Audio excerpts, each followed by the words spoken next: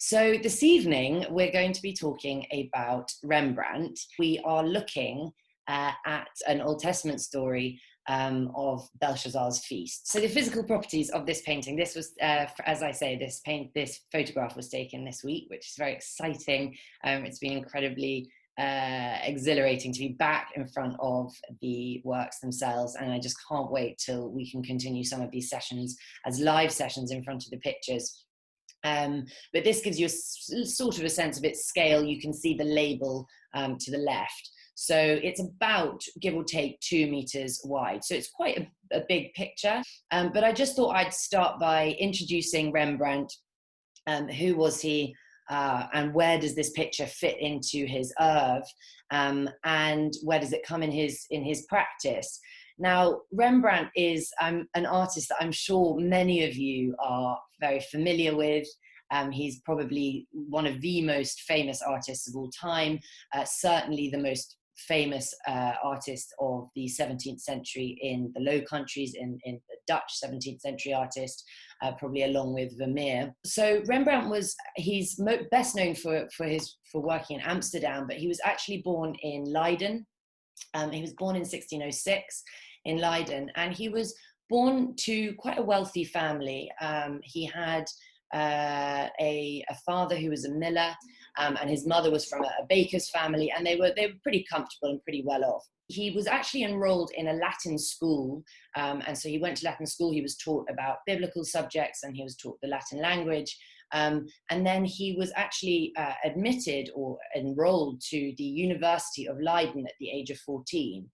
People tended to go to university much younger in those days. And he'd had no artistic training up until this point.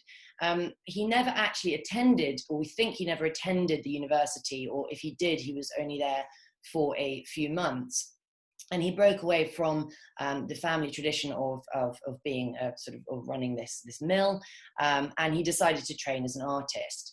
Now, we know that he trained in Leiden for 3 years with a local artist called Jacob van Swanenburg. And van Swanenburg was an artist that was painting very much kind of hellish scenes, underworld scenes with lots of fire and reflection. And I think 3 years, if we think about it, is actually quite a significant period of time in these formative years. So Rembrandt would have very much picked up his absolute inimitable use of or at least depiction of light in his painting, probably from these early years of training.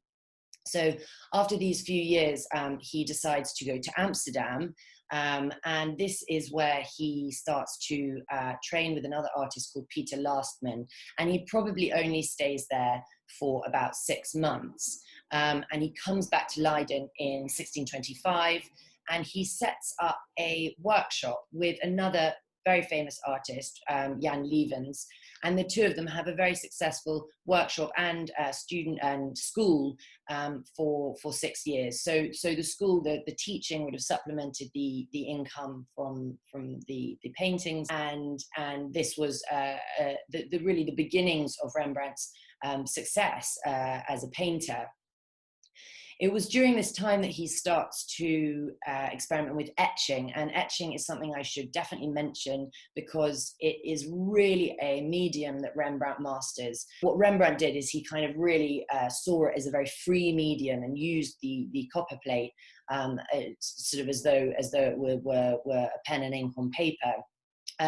So at this time he's teaching students, and he's developing his skills as an engraver.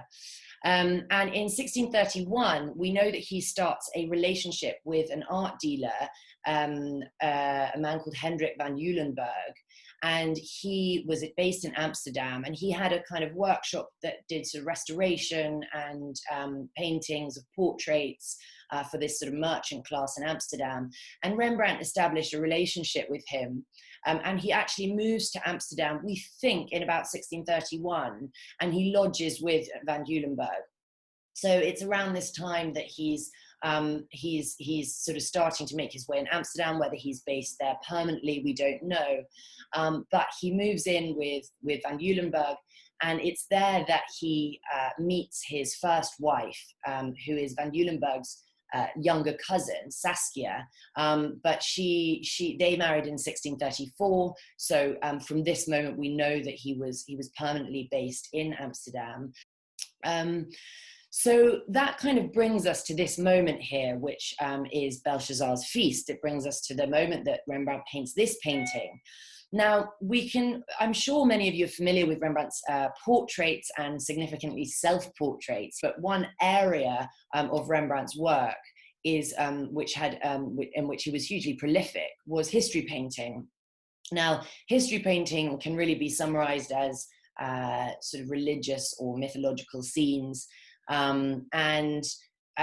this point in the Low Countries, it was incredibly popular because the northern Netherlands, as we discussed last time with Rubens, was in fact Protestant. So there were 7 kind of provinces in the northern Netherlands that were 7 provinces that made up the northern Netherlands that were Protestant, and then the southern Netherlands remained Catholic.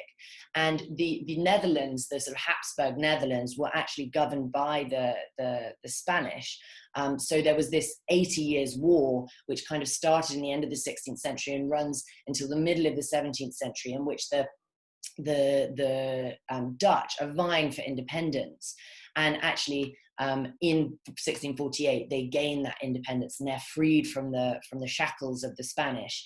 And the country is given this, well, the north of the country becomes the Dutch Republic and is ruled by these sort of governing authorities or local authorities.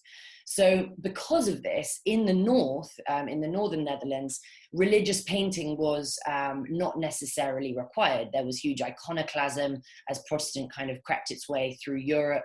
So people were destroying images, religious images, in churches and in public places, as I'm sure you all know. So the commissions became very private, and these, not only were these kind of portraits being commissioned, but also religious paintings with potentially moralizing messages were commissioned to have in private homes. And of course, this came at a time when there was a lot of money as well. You know, in 1602, the Dutch East India Company had been founded. There was huge trade just because of its prominent position sort of on the rivers and on the coast, and it really sort of took over from Antwerp, which had been the sort of leading port in the Netherlands in the 17th century. So you had the founding of the Dutch East India Company, and then 20 years later the West India Company. So there were a huge number of merchants. There was a very strong middle merchant class that were wanting to buy paintings. So very unlike Rubens, who was painting for the King of Spain and Charles I of England, Rembrandt was painting for a wealthy middle class. So Belshazzar's Feast. So this is that history painting. I should tell you the story of what's happening here. I always used to go into the National Gallery and enjoy this painting, but never understand the narrative behind it. It's such an extraordinary picture, and you sort of really need to kind of know the context to appreciate what's going on. So at the center here, we have Belshazzar, who is the king of Babylon. And Babylon was the sort of capital of Babylonia, which was a province of Mesopotamia, which was is kind of the Middle East, really, as we know it, kind of parts of Iran and Iraq and Turkey and Kuwait, is where Mesopotamia was in the BCs. So this is an Old Testament story in the book of Daniel. This is king of Babylon, Belshazzar, and he, as we can see, is enjoying a feast with a number of people, and he has been his attention has been thrown to the side because this hand in the middle of the feast, there was a clap of thunder, and a hand appeared in the sky and wrote this message in Hebrew in the sky as a warning to the king of Babylon. Now, why was he warning him? So the objects we can see on the table are in fact booty. They are loot. They were taken by King Belshazzar's father from the Temple of Jerusalem, and it was blasphemous to use these holy objects for a practical purpose.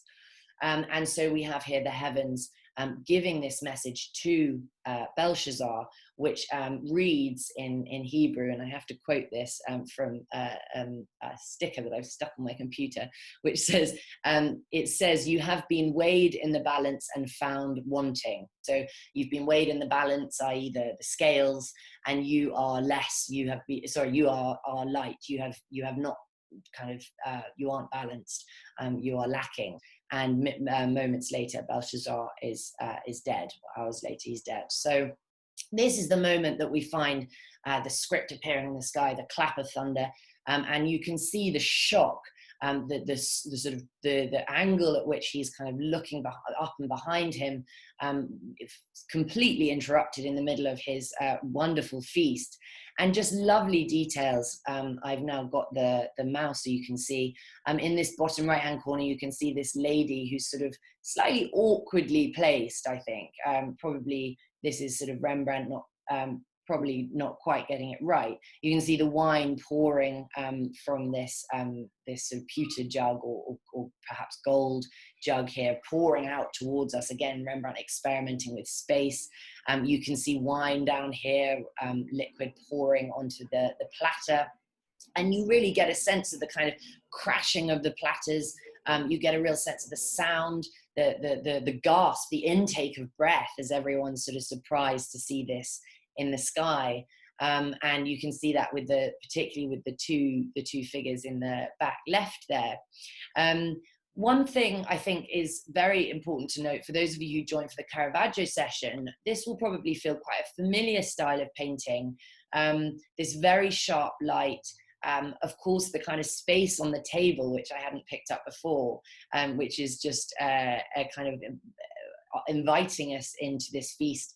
The objects resting on the edge of the table, and this lady on the left with these these sort of plumes, turning away from us. This all feels quite Caravaggesque to me. And Rembrandt was criticized by contemporary biographers because he never went to Italy, and this was very much seen to be kind of part of your training, not only to look at the antiquities, but also to study the masters of the Italian Renaissance. But he would have had access to prints or copies by artists who had traveled to Italy and returned to Holland. And so he would have very much been aware of Caravaggio, and we see Caravaggio's influence filtering through Europe very much here. Now, if we just zoom in a little bit on the turban here, we can see that this is almost certainly painted from life. This is a prop, and this figure, this man, was what is often represented in a number of works by Rembrandt. He's probably a friend or a fellow artist, and we see him come up over and over again, often wearing this turban. This is something just to bring up, that not only are they recycling and reusing these props, but also they are using friends and family for models. And we see that also here. We can see that this lady here is very likely to be Saskia, Rembrandt's wife. And she's sort of had you can see her pearls have been sort of knocked to one side, and she's kind of fiddling with her hands in fear. And he paints Saskia several times. And the National Gallery have another beautiful painting of her as Flora. Another thing to note, I think, is this sort of tight crop. Again, what we saw with Caravaggio. Now, theatre was also a really kind of very much in its sort of developing stages. And in around about 1637, the sort of National Theatre was founded. So this painting's painted just around this time. We just move up just to get a closer look at this beautiful and elaborate kind of cloak that he's wearing, which again is all kind of theatrical dress, you know. We can see this fur lining which is sort of weighing down his hand, and then you just get this sort of glimmer of the gilt thread coming through in this sort of undergarment. And again, the sort of gemstones and the pearls and the glint on the metal. I just want to zoom in before I move on so you get a sense of some of the details. Now you can see this rather shady character in the background as well. Now this is a recorder player, just sort of entertaining them while they have their feast. But this sort of sinister stare out to the viewer is perhaps a reminder, you know, of the fact that the heavens are watching you, and we can see that he's kind of looking out and he's conveying this moral message. And often the Dutch were very keen to have these kind of moralizing messages in their homes, in paintings, and we see that come up several times. One thing just to note is the National Gallery bought this in 1964, and it was first recorded in the early 18th century from in the collection of the Earl of Derby at Knowsley Hall. And this was brought directly from the Earl of Derby in 1964, so it was there for centuries. And when it arrived, the painting was cleaned, but a previous lining had meant that some of the canvas had actually been taken away from the sort of edges of the painting. I'm not sure exactly where, but basically it meant that the bottom of the canvas was sort of slightly shorter on the right than it was on the top, and then the same on the other side. Kind of, it was sort of slightly oblique. And it's interesting because what's happened to the composition is that the whole thing is, trying to get painting straight all day, the whole thing is slightly tilting down to the left. So you can see not only the kind of downhill movement of the table at the front there, here, but also this lady, who I do find very awkward. She actually, you know, she is slightly tilted, and you can see that the wine or water or whatever's coming out of her jug is kind of coming off it to a slight angle. Thank you very much all for coming. If there's no more questions, please do stay on if you want to ask anything with fewer people, but otherwise I'm going to say thank you and good night.